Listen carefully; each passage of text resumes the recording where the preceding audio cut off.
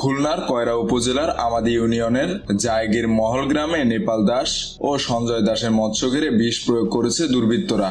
এই ঘটনা নিয়ে আশপাশে ঘের মালিকরা আতঙ্কে রয়েছে। বৃহস্পতিবার ভোর 4টার দিকে জায়গির মহল গ্রামে মৎস্য ঘেরে এই ঘটনা ঘটেছে।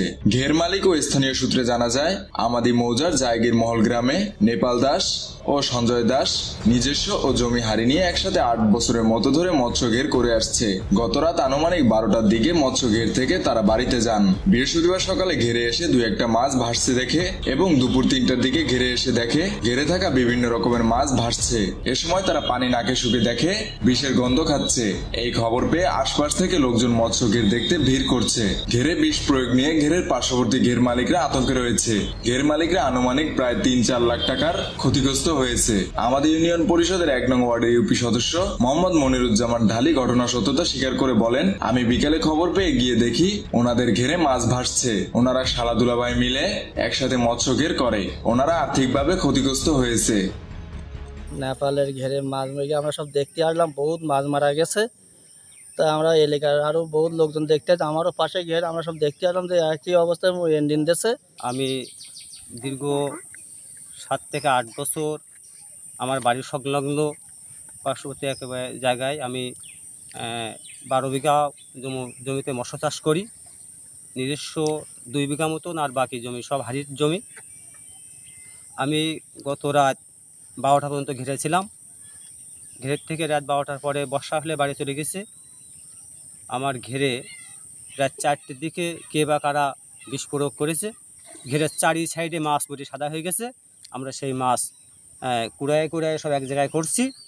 আর মাছ মরা রানিং মরতেছে, সাপ সহ অনেক কিছু, মানে যা কিছু ঘেরে ছিল সব কিছু মরে গেছে ঘেরে। এই 12 বিঘা জমিতে আমার প্রায় 20 মনের উপরে সাদা মাছ ছিল। এই সাদা মাছ আজকে ভোর 4টের দিকে বিষ দিয়ে দিয়েছে। ব্যস্ত থাকার কারণে ঘেরের দিকে খেয়াল করতে পারিনি আজকে।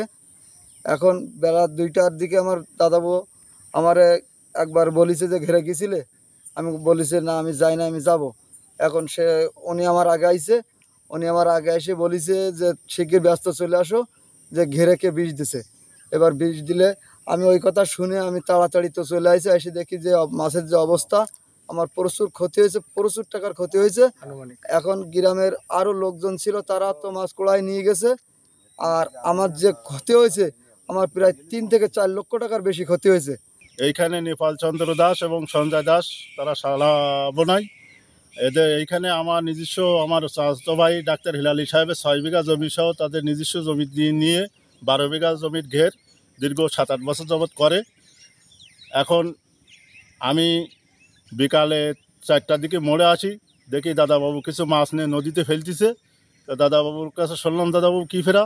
তো বললো যে আমার ঘেরে গ্রামের বাসায় বিষ দিয়েছে, আপনি একটু আসেন। আরও গ্রামের লোকজন ছিল উপস্থিত, এখনও আছে।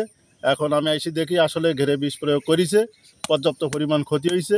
বহুত সাদা মাছ এখানে রুই, পাইসে, ট্যাবলেট এবং কাতলা এবং কিছু রেনু দেওয়া ছিল, আসলে সব মাছগুলো মরে ভাসিয়ে গেছে। মেহেদী হাসান বাপ্পি, খুলনা গেজেট।